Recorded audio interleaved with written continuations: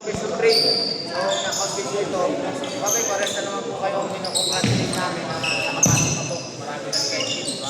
Pero pumasok sa final ko. Dati na magaling. Kami naman po, tapos po kami referee. Minsan di talaga perfecto po eh. Nag-aaralan ko nga minsan paano po umayos yung palami din namin. Kasi minsan nakawala po talaga minsan may miss-call. Ang miss-call naman po, aminin namin na mali kami. Tapos hindi po natin pwedeng ibawi. Talagang nangyari ulit, may foul na tawag kami. So yung bawi salita, wala po talaga yun, no? Sa mga siguro sa diligilit na referee lang yun. Pero tayo dito, dahil lahat naman po kayo ay marunong na maglaro, respect lang po yung tawag, na-respetuhin din po namin yung mga galawan na ano lang po. Pag yung bench po natin, nagkaroon po ng decorum, guard po sa head coach. So, one technical against the head coach. Pakisuyo na lang din po din sa mga followers kasi kung malapit po sa inyo, sabi ni Bob, so parang po natin ano. Sitay na lang po natin kasi pwede pong ma-charge po sa inyo.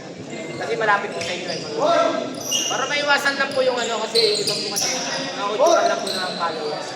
Okay? So, punta po sa inyo at congrats po, hindi na papahaba ako.